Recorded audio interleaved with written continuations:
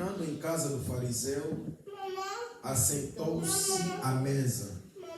E eis que uma mulher da cidade pecadora, sabendo que ele estava à mesa na casa do fariseu, levou um vaso de alabastro com unguento.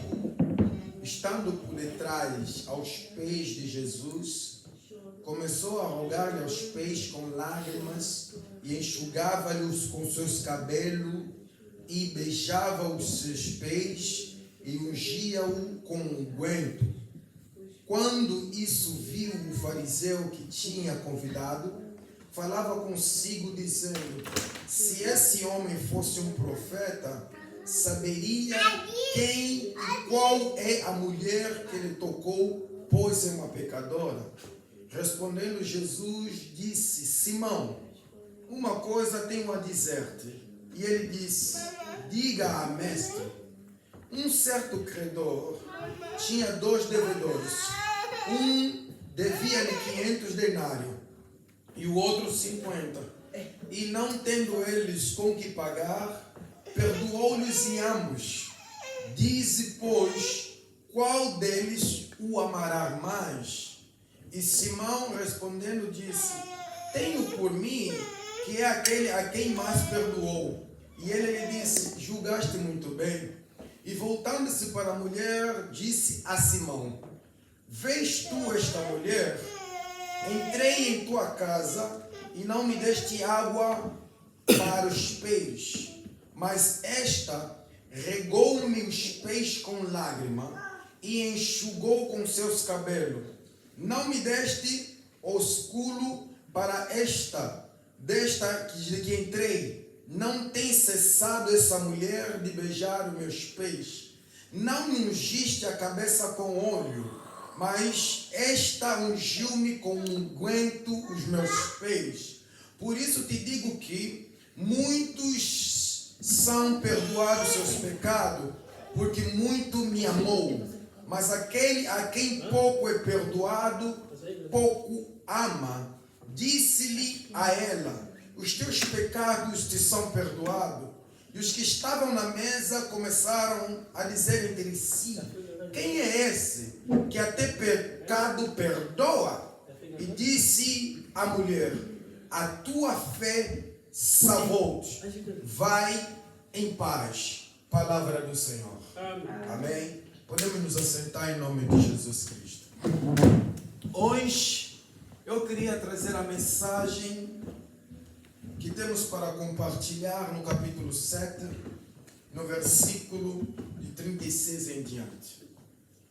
A Bíblia nos ensina a história de um mestre da lei. Aí você vai me perguntar por que é um mestre da lei? Porque ele era um fariseu. Um certo homem fariseu era um grupo de pessoas que estudavam a palavra. Um certo homem fariseu era um grupo de pessoas que tinha uma estatura de privilégio por conhecer a Bíblia, por conhecer os princípios de Gênesis a Malaquia. Naquela época existiam grupos específicos em que entre eles já havia debate: os fariseus, os saduceus, os nazireus. Mas enfim, não vamos falar dos outros 2 grupos, mas vamos falar do grupo dos fariseus. Já visto em João capítulo 3, se você meditor da palavra vai perceber, o Nicodemos que foi procurar Jesus era um fariseu. Os fariseus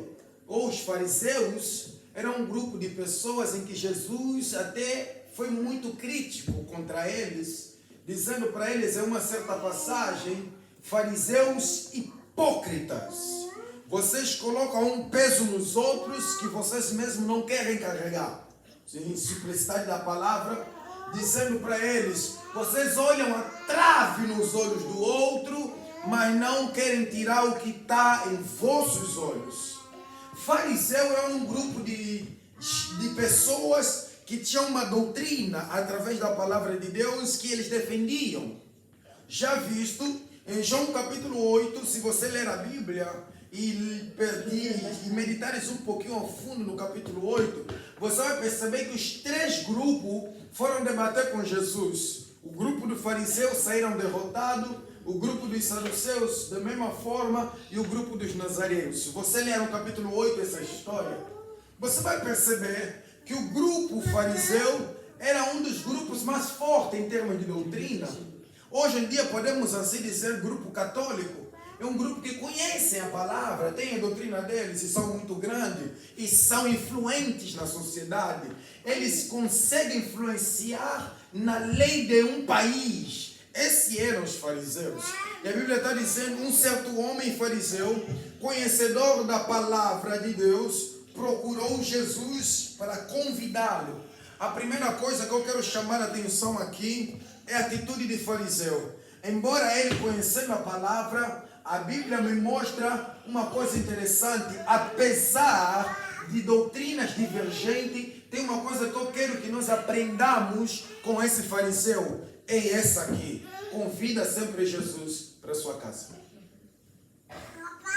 Por mais que você seja homem de oração, por mais que você seja mulher de oração, por mais que você seja mulher de jejum, por mais que você ou eu seja homem que medita a palavra, prega a palavra, viaja, viva milagres e bênçãos extraordinárias de Deus, uma coisa Deus está vindo para me ensinar através desse fariseu. Tem alguma coisa boa para aprender com ele? O que é? Convida sempre Jesus para a tua casa.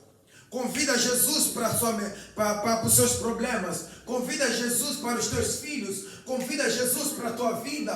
Convida Jesus para o teu lar. Convida Jesus para o teu dinheiro. Convida Jesus para os teus projetos. Convida Jesus para tudo que é na tua vida. Vou até um pouquinho mais longe. Convida Jesus para os teus pecados. Aí o Senhor me diz, mas para que para os teus pecados? Porque Deus sabe que eu e você somos pecadores. E se há alguém que pode mudar a minha estatura de pecador e me fazer vencer os meus defeitos e me fazer vencer as minhas falhas, é Jesus quando eu lhe convido na minha área pecaminosa. É Jesus que quando eu lhe convido na minha área de promiscuidade. É Jesus que quando eu lhe convido na minha área da idolatria. É Jesus que pode me mudar na minha área de mentira, na minha área da glutonaria e na minha área da vanglória. É Jesus que pode me mudar na minha área de ser mão agarrado. Convida sempre Jesus. Fariseu, embora aqui nós temos indicações bíblicas que eram grupos totalmente depravados, tinha pessoas dentro desse grupo que, apesar da doutrina diferente, convidaram Jesus para entrar na vida deles. Uma outra segunda pessoa que nós podemos aprender é o próprio Nicodemos. Nicodemos não procurou Jesus à toa. Nicodemos sabia que ele precisava ter encontro com alguém que pode mudar a vida dele. Convidou Jesus para entrar na vida dele. Convida Jesus. Se tem um projeto que você está fazendo na sua vida, convida Jesus. Se tem um plano que você está arquitetando para daqui a 5 anos, 8 anos, 10 anos, convida Jesus. Para os futuros dos teus filhos, não sei se Deus vai me permitir ou vai te permitir viver até quando. Talvez você não vai ver os 60 anos dos teus filhos, ou talvez você não vai ver os 50, ou talvez eu não vou ver os 30, os 40, não sei. Deus é quem sabe. Mas como Ele é o Deus que tem na providência tudo em suas mãos, nós precisamos convidar a Jesus para o futuro dos nossos filhos. Jesus, talvez eu não vá estar. Jesus, eu não vou estar no dia em que Ele vai querer escolher a mulher que vai casar, ou o marido que vai casar, mas eu te convido na escolha dele. Direciona. Convida Jesus para tudo. Sabe por quê? Porque a vida que nós vivemos é uma vida espiritual. Job vai nos ensinar no livro de Job, a realidade do homem é o espírito. Isso quer dizer que se em alguma área da minha vida eu não lhe convidar, naquela área espiritual, demônio vai ter lugar. Se em alguma área na minha vida eu não lhe convidar, eu não lhe deixar o lugar, eu não lhe dizer, Senhor, toma o controle, os demônios, o espírito vão ter o controle. Convida Jesus, até nas mínimas coisas que você negligencia, que eu negligencio, convida Ele. Principalmente nas coisas que se chama pecado. E eu sei que nós somos pecadores, cada um que está aqui sabe a fraqueza que ele tem. Se não é fraqueza no dinheiro, é fraqueza na carne, em termos de de desejo carnal. Se não é fraqueza em termos de desejo carnal, é o orgulho, é a mentira, é a fofoca. Mau coração. Convida aí naquele estado que você sabe da tua fraqueza carnal. Do homem natural que você é. Do homem pecador que eu sou. Do homem que eu sou. Que eu sei que eu sou. Convida. Diz para ele tomar o controle da sua vida. A primeira coisa que eu aprendo com o fariseu, capítulo 36. Esse homem convidou Jesus. Mas a Bíblia vai dizer, rogou-lhe. Sabe o que é a palavra rogou? Pediu, implorou, suplicou. Jesus, vamos na minha casa. A Bíblia está dizendo, esse homem quando convidou Jesus, e ele vai dizer, versículo 36, rogou a Jesus, o fariseu, para que comece com ele e entrasse na sua casa e se assentasse na sua mesa. Deixa eu te dizer uma coisa. Quando você convida Jesus para a sua vida, para os teus defeitos, para as suas fraquezas, naquele que o inimigo vem para te tocar, porque ele sabe, olha, posso lhe deixar orar, posso deixar fazer tudo. Naquela área que ainda não lhe convidei, a Bíblia está dizendo que ele vem, me apanha mesmo só naquela minha área fraca. E é naquela minha área fraca que ele vem para querer estragar os meus planos. Deixa eu te dizer como é que Deus age nesse sentido. Salmos 23, versículo 5. Se você ler a Bíblia vai dizer, ele unge a minha cabeça perante a presença dos meus inimigos. Ele vai começar, vou relatar melhor. Ele me faz sentar diante dos meus inimigos e me unge na presença dos meus inimigos. Sabe o que a Bíblia está querendo te ensinar e me ensinar aqui no versículo 36? Jesus estava sentado em frente a um grupo de pessoas, ou uma pessoa que pertencia a um grupo que era considerado seus inimigos, que consideravam Jesus um inimigo. Por isso é que você vai ver lá no relato da morte de Jesus, se tem um grupo que incentivou a população para dizer crucifica-o, e os fariseus. Sabe o que esse homem que convidou Jesus era o quê? Pertencia a um grupo de inimigos de Jesus. Quando ele convida Jesus para entrar em sua casa, se assentar com a sua mesa, esse homem não sabia que estava a cumprir o Salmos 23, versículo 5. Fizeste sentar Jesus na sua mesa e ungiste-o. Quem ungiu Jesus? Perante a presença dos meus inimigos, a mulher. Vamos chegar lá na unção. Se eu chegar hoje, a gente chega. Se eu não chegar, outro dia a gente chega.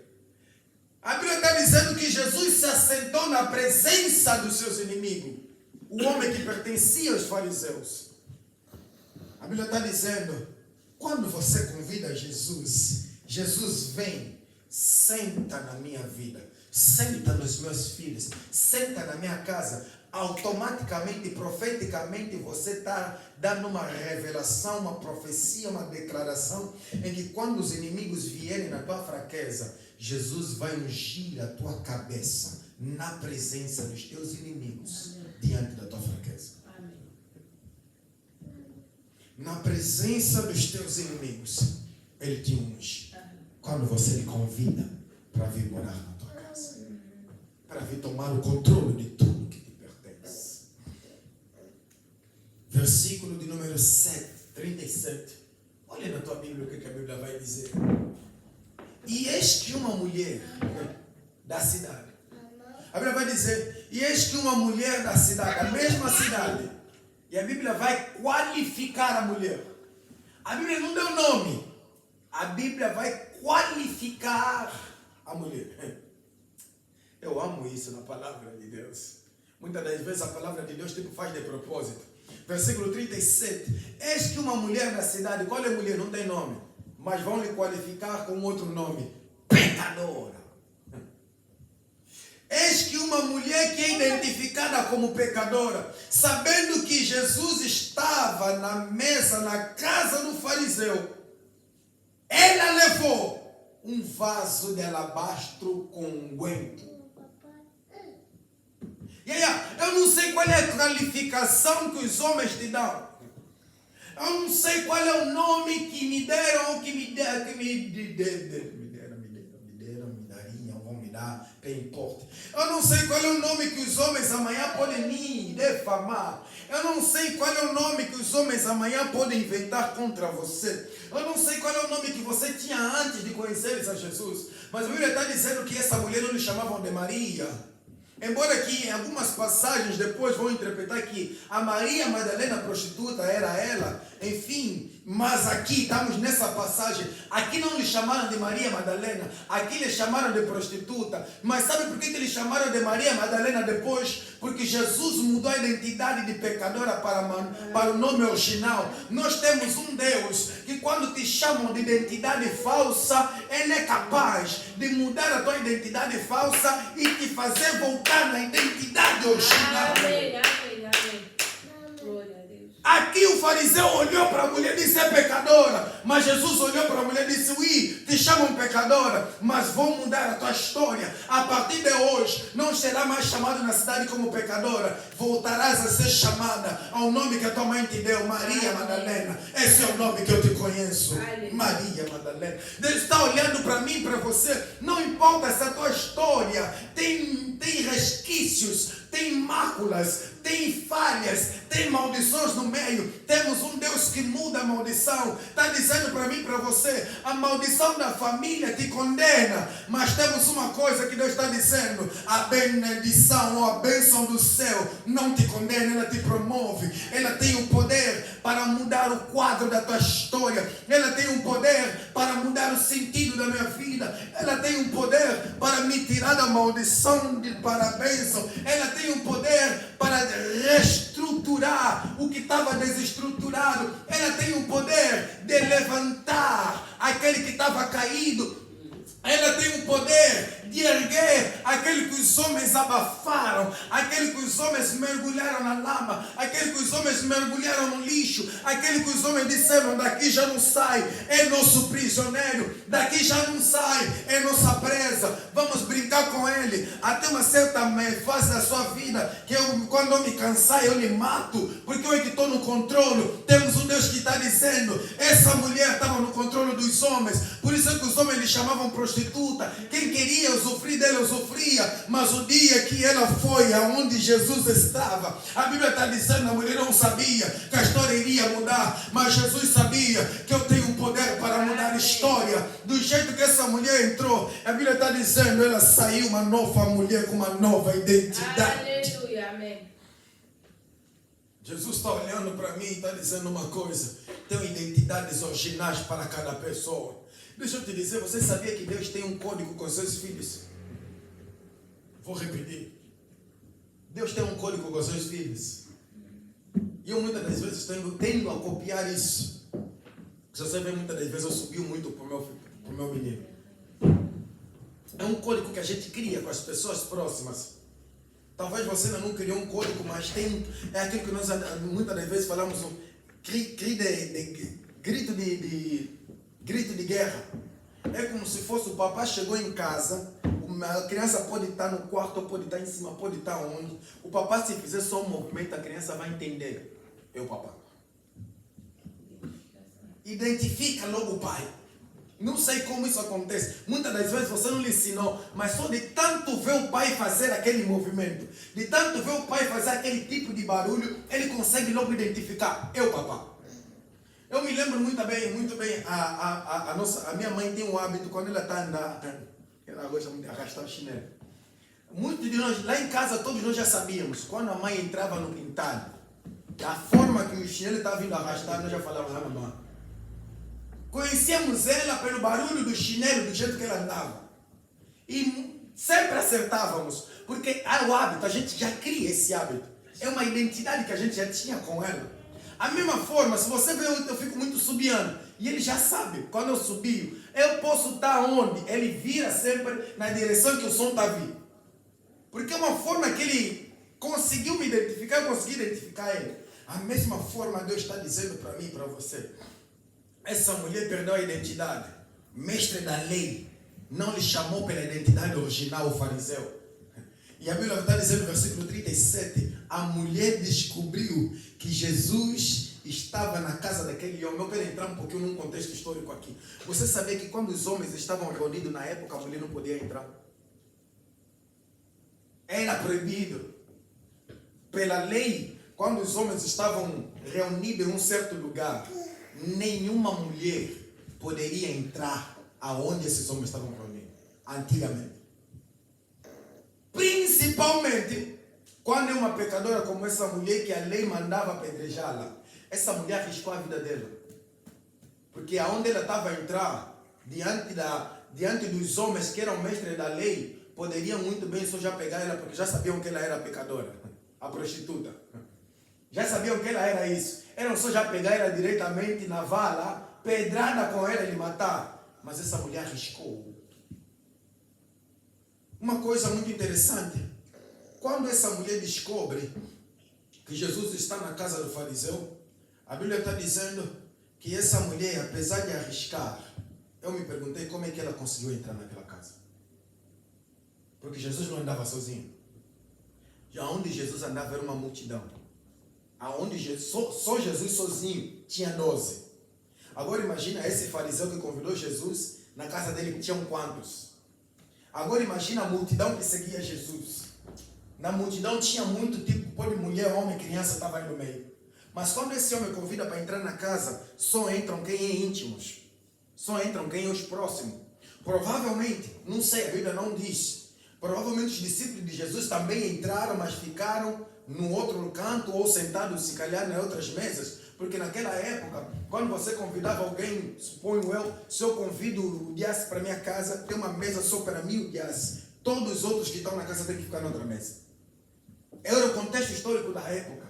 Mas a Bíblia está dizendo que essa mulher descobriu onde estava Jesus. Ela não queria saber se vão apedrejar. Ela não queria saber se vão me aleijar. Ela não queria saber se vão me julgar. Ela não queria saber se vão me chamar de prostituta. Ela não queria saber se vão me fazer não sei lá o que. A Bíblia está dizendo que essa mulher pegou um vaso de alabastro, colocou um unguento com ela e levou. Volto nessa parte. Mas a Bíblia está dizendo que essa mulher entrou. Como ela entrou, não sei. Mas uma coisa eu sei. Quando Deus quer mudar a tua história, pode ter barreiras para tentar te impedir. As barreiras é que te facilitam você chegar aonde Deus que você chega. Porque a Bíblia está dizendo a história de José. Queriam colocar barreira para José. Qual era a barreira de José? Os irmãos que queriam lhe matar. Foram os irmãos que lhe jogaram lá no poço. Outra barreira que José encontrou foi o poço. Diante do poço, ele encontrou uma luz, lhe tiraram, lhe venderam. Outra barreira, os homens midianitas que levaram José para lhe vender. José foi no Egito, outra barreira, lhe venderam para Potifar. Na casa de Potifar, você conhece a história. Outra barreira, a mulher do Potifar. Ou seja, cada barreira que José encontrava na vida dele, era a barreira que estava a empurrar José para viver o milagre, o poder, a dimensão, a glória e a manifestação de Deus. Estou dizendo para alguém, olha, não importa qual é a situação da sua vida, se você encontra dificuldade, é a dificuldade que vai te levar na promoção. Se você encontra barreiras, é a barreira que vai te levar na promoção. Só tem uma coisa que Deus te diz, que aprenda com essa mulher prostituta, não desista, continua. Não desista.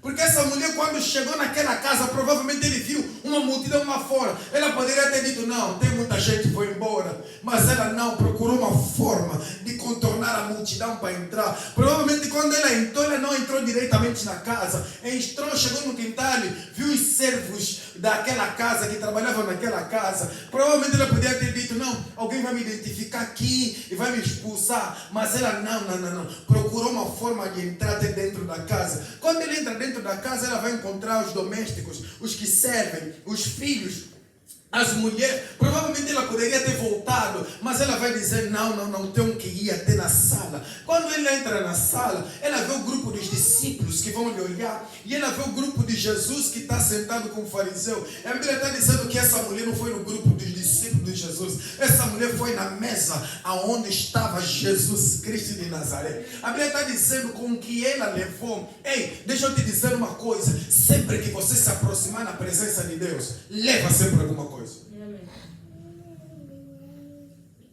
Vou repetir. Sempre que você se aproximar na presença de Deus, leva alguma coisa.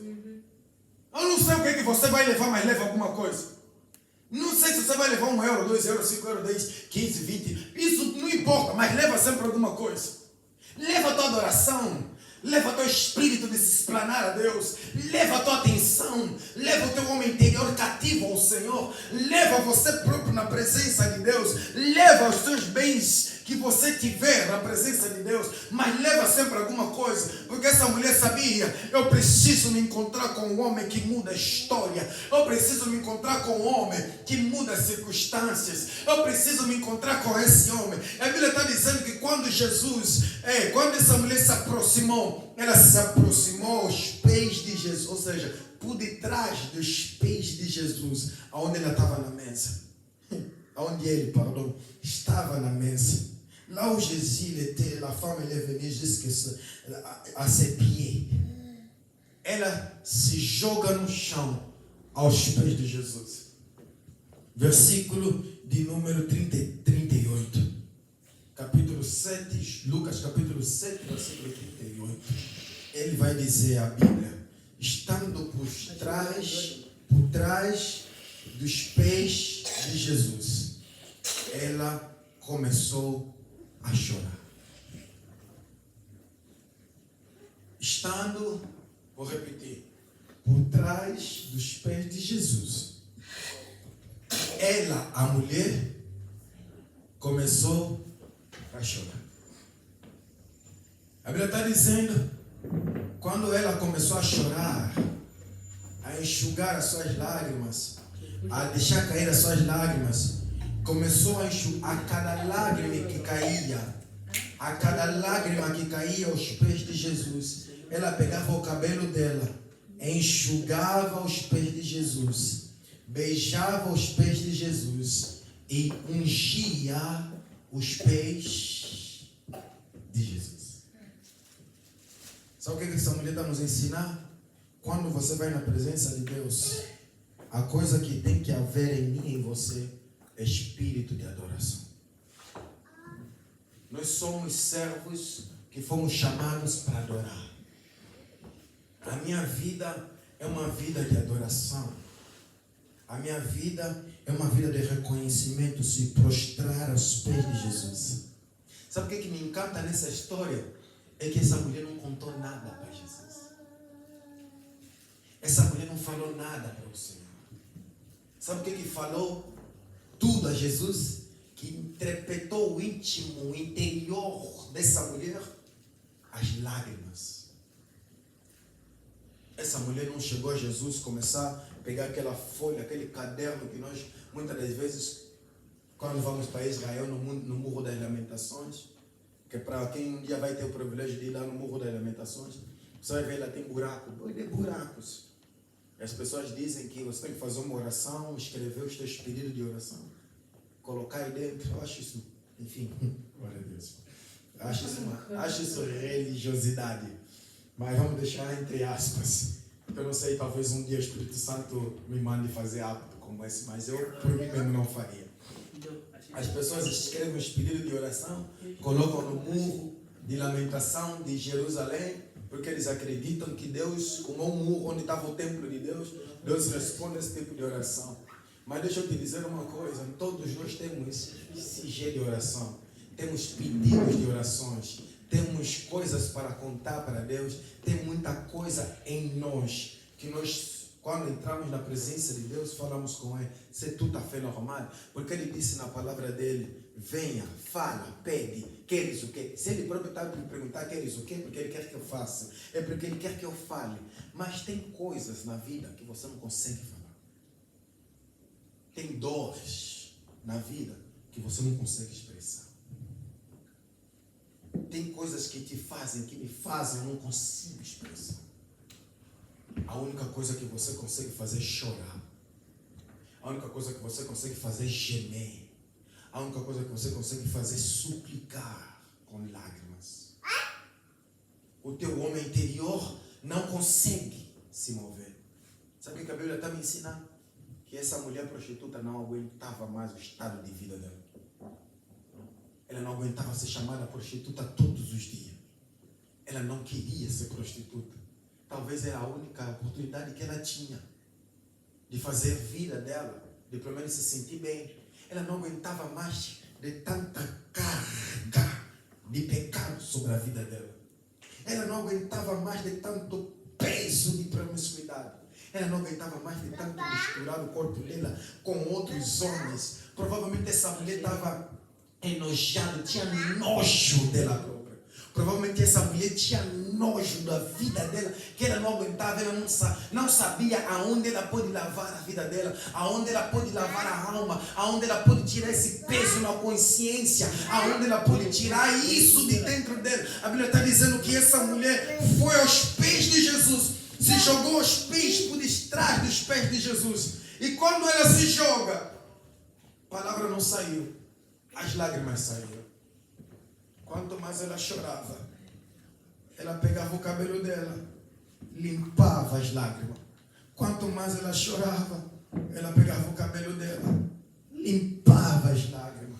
Quanto mais ela chorava, a cada lágrima que saía, vinha uma interpretação do Espírito Santo. Romanos capítulo 8, versículo 36 em diante vai dizer o seguinte: Ele é o Espírito de Deus que interpreta os teus gemidos inexprimíveis. Algo que você não consegue falar, algo que você não consegue explicar, algo que você não consegue de modo nenhum. Talvez quem já passou por uma perda significante. Quando eu digo perda significante, é tipo pai, mãe, irmão, filho, alguma coisa semelhante.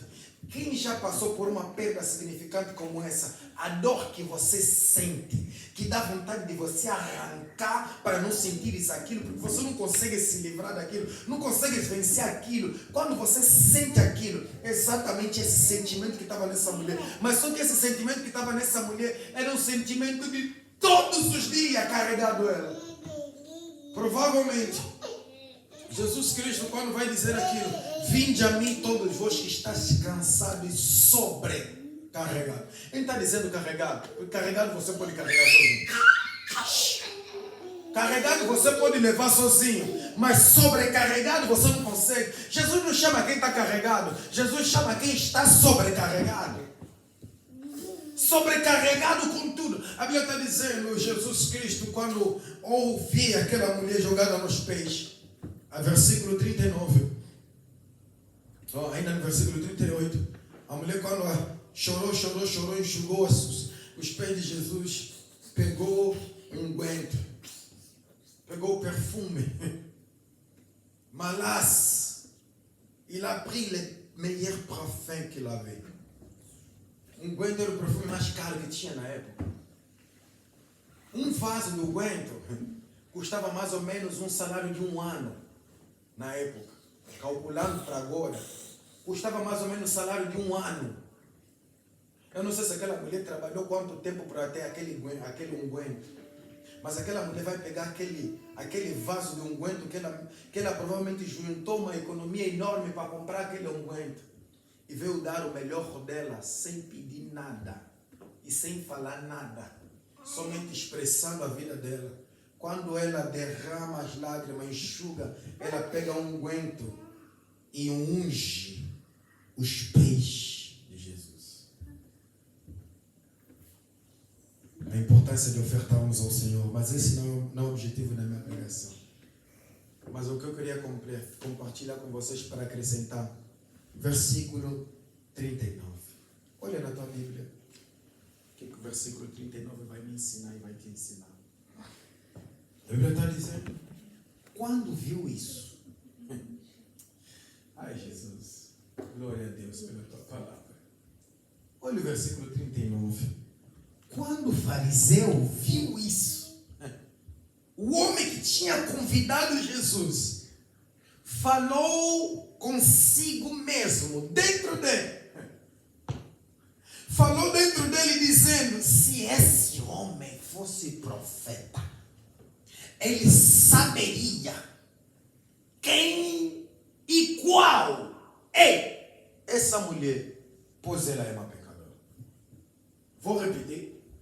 O homem que convidou Jesus, o fariseu, Quando viu esse ato, ficou indignado. Sabe por que ficou indignado? Deixa eu vos contar uma coisa muito interessante. Porque essa mulher fez um ato profético. Todo profeta, quando entrava numa cidade, ele era acolhido desse jeito. O homem que acolhia o profeta se baixava por terra, enxugava, lavava os pés do profeta e ungia os pés do profeta, e depois o profeta fazia o serviço profético. Esse homem entendeu a mensagem da mulher samaritana. Desculpa. A mulher samaritana também é outra pecadora, prostituta, mas enfim, não é a história dele. Esse homem entendeu a mensagem dessa pecadora. Disse, não pode. Como é que uma pecadora como essa vai entrar na minha casa, vai se baixar os pés desse homem e vai ungir ele, ou seja, vai lavar os pés dele com lágrimas, vai enxugar com seu cabelo e vai ungir ele como um profeta. E ele vai falar dentro dele próprio. Se esse homem soubesse, se esse homem soubesse quem é e qual é, duas coisas. Se esse homem soubesse quem é essa mulher e qual é essa mulher. Tocou na identidade de uma mulher. Olha, quem és tu? Qual é você? São duas coisas que definem a tua alma interior. São duas coisas que definem o meu homem interior. São duas coisas que definem o que eu faço e que se reflete todos os dias da minha vida. Quando alguém fala, quem és tu? Eu sou José. Mas esse homem está dizendo, ele se entendesse que essa mulher é uma prostituta. E qual é ela? A intenção dela, a intenção dessa mulher é se prostituir com Jesus. Esse homem está dizendo dentro de si, esse homem não sabe, está sentado comigo na mesa, mas não sabe. Se ele fosse um profeta, ele ia saber quem é essa mulher. Essa mulher é uma prostituta. E qual é a intenção dela? É se prostituir com Jesus, com mais um dos presentes que vai entrar no vocabulário da mulher dizendo, dormir com mais um dos homens. Ou seja, esse homem pega Jesus Cristo, lhe joga no paredão, e pega a mulher, lhe joga no paredão, mas só que ele não sabe que está na presença do Deus onisciente, que sabe tudo. Jesus que conhece tudo. A revelação desce nele e diz para ele o seguinte, versículo de número 40. Disse Jesus, Simão. Vou repetir. Disse Jesus, Simão. Lhe chamou pelo nome. Repito, Jesus lhe chamou pelo nome. Por que Jesus vai lhe chamar pelo nome? Porque o homem convidou Jesus e não se apresentou. O homem convidou Jesus Cristo e não se apresentou. Mas o dia que ele falou isso, na hora que ele falou isso, Jesus olhou para o olho de Simão, olhou para esse homem e disse para ele o seguinte, Simão. E esse homem que estava na mesa assustou com quem diz, como é que você conhece o meu nome? E Jesus vai um pouquinho mais profundo no mundo da revelação, 40, dizendo uma coisa, eu te digo. E ele disse, mestre, fala. A partir desse momento, o Simão entendeu, não estou na presença de qualquer homem, eu não lhe falei o meu nome, ninguém lhe falou meu nome, mas ele me chamou pelo meu nome original, ele me identificou quem eu sou, já não vou mais desconfiar nele, agora eu vou lhe responder dizendo, mestre, fala. Homem, entendeu? Por mais que eu lhe julguei do jeito que ele é, por mais que eu lhe julguei do jeito que ele é, e por mais que eu falei qual era a intenção dessa mulher, por mais que eu lhe joguei no paredão, mas a partir do momento que ele me disse, Simão, eu olhei para trás, olhei para dentro de mim mesmo, entendi, esse não é qualquer homem, esse não é qualquer pessoa, esse não é qualquer um, ele me conhece, ele sabe quem eu sou, ele conhece minha origem, então vou lhe respeitar, porque a revelação que eu ouvi agora, a resposta que pode sair da minha boca é só um fala, mestre, estou a ouvir. Jesus identificou o homem fariseu pelo próprio nome. Versículo 41. Vamos deixar para o próximo domingo, porque eu não vou ter tempo de terminar a pregação. Jesus está dizendo, ele te identifica, ele te conhece. Por mais que as pessoas ofendem o nome dele, injuriam o nome dele, falam que ele é assado, cozido, frito, não acredita em Deus, não acredita não sei lá o que. Jesus só ri, Jesus só olha para ele e fica com pena desses homens. Por quê? Porque Jesus Cristo identifica, conhece todos. Quando ele olha para o Simão, e olha para o Simão, Jesus nem fala com a mulher. A mulher que fez o serviço, Jesus nem falou com ela ainda. Jesus falou diretamente para o Simão. Jesus falou diretamente para o fariseu. Disse, é outro sentido querendo dizer, eu conheço a mulher e eu te conheço, mas o meu objetivo não é a mulher, não é ensinar a mulher. O meu objetivo não é recuperar e salvar a mulher só. O meu objetivo primeiro é quebrar o coração de pedra que está dentro de você. O meu objetivo primeiro é quebrar o homem teimoso que está dentro de você. O meu objetivo primeiro é quebrar o homem duvidoso que está dentro de você. Jesus olha para o Simão e diz o seguinte: Simão, é outra palavra dizendo, Simão dizendo, me descobriram, e a RVC, plan RVC, como é que ele sabe que eu falei isso? Como é que ele sabe que eu me expressei desse jeito? Como é que ele sabe que eu dentro de mim lhe joguei na parede e joguei ele contra a mulher com a intenção de fazer coisa errada? Deus vem hoje para dizer uma coisa para todos nós: tem um poder que pode revelar todas as coisas, tem uma coisa que pode te fazer saber de tudo, chamando de dons do Espírito do Senhor, chamando o mundo da revelação. O povo de Deus precisa, quando tiver orar, pedir para Deus: Deus me revela as coisas que são ocultas. Deus me revela o que eu não vejo, me revela o que eu não consigo ver, me revela o que eu não vejo no espírito nem no físico, me revela o que está se passando na minha casa, me revela o que está se passando no meu interior, me revela o que está se passando na minha família, me revela qual é a intenção do inimigo, me revela, me dê, Senhor da glória, a ciência do que vai acontecer amanhã, me dê o conhecimento, a sabedoria para saber agir amanhã, dizendo: Senhor, mesmo se o Senhor não me fizer sentar na mesa para me ensinar, mas pelo menos quando chegar no momento certo, cai a revelação do Espírito e me ensina a viver de acordo à circunstância, me ensina a viver de acordo ao propósito, me ensina a viver de acordo às dores, de acordo ao problema, me ensina, me dê a solução. Ou seja, Deus está querendo trazer uma mensagem para nós hoje, nessa história do fariseu, dizendo para ele: aceita viver uma vida de revelação. A igreja que não anda na revelação anda perdida. A igreja que negligencia a revelação vive perdido. A igreja que não entende a revelação vive na perdição. Quando eu digo igreja, eu estou falando de você, não estou falando desses quatro cantos, estou falando de mim mesmo. Eu preciso ser um homem que ora pela revelação. Eu preciso ser um homem, a mulher que ora para o mundo da revelação. Deus me abre o entendimento espiritual, Deus me abre os olhos espirituais, porque quando você anda na revelação, você evita comer e cometer erros. Quando você anda na revelação, você sai das armadilhas do inimigo sem você saber que está saindo. Quando você anda na revelação, você se livra do perigo.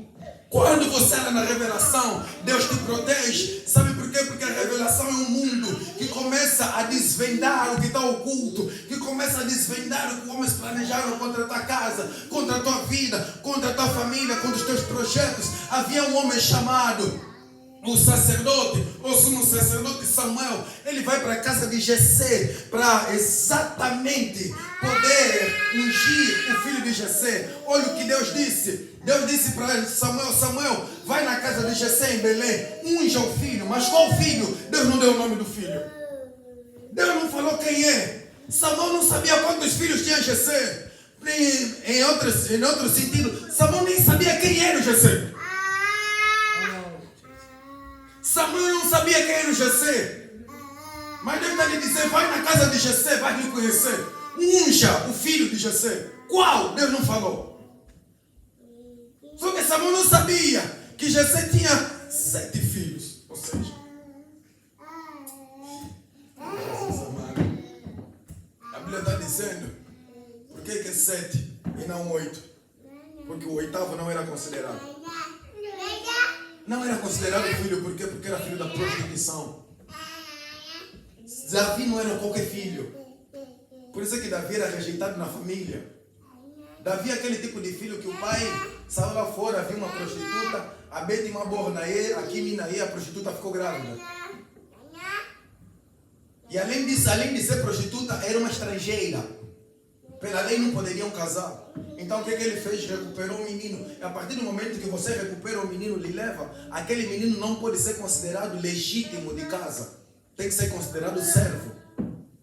Davi era humilhado dentro da casa pelos próprios irmãos.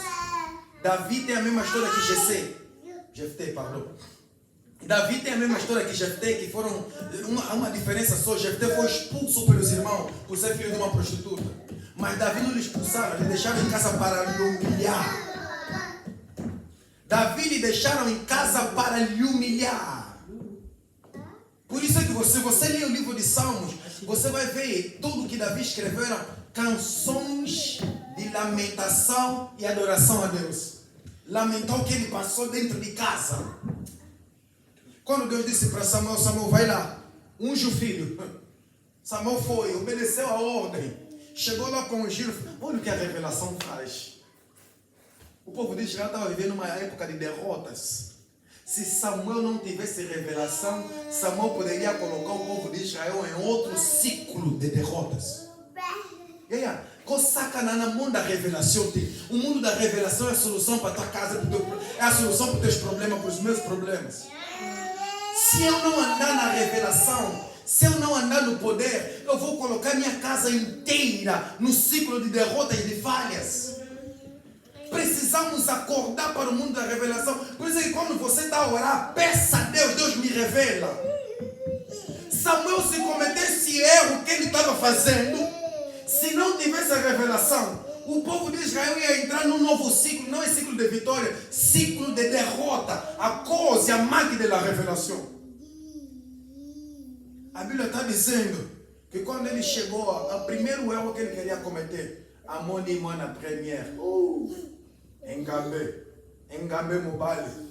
Para quê? Olha, Caenche, do jeito que falamos em português. Homem forte, valente. É mesmo esse aqui. A Bíblia está dizendo que Samuel gostou dele. Samuel falou dentro dele, é mesmo esse aqui, vou lhe ungir. Samuel pegou o olho dizendo, vou lhe ungir logo, porque é mesmo esse, eu já vi. Tem estatura de rei, é grosso, é valente. Quando Samuel estava pronto para derramar o olho, revelação caiu. Tenha o mundo da revelação ativo na tua vida.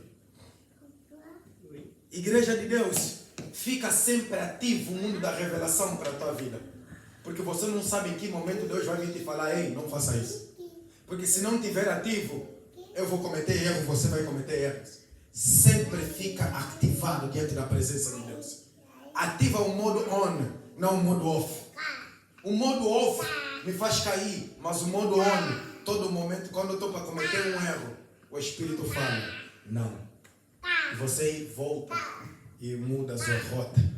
Samuel ouviu, o Espírito de Deus disse, Samuel, não é ele.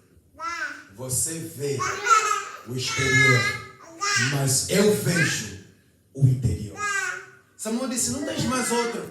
Jessé falou, não, tem um segundo, vou lhe chamar. Viu o segundo, mesmo erro, Deus lhe falou a mesma coisa. Viu o terceiro, mesmo erro, Deus lhe falou a mesma coisa. Olha, Samuel poderia cometer o erro. Poderia cometer o erro 7 vezes.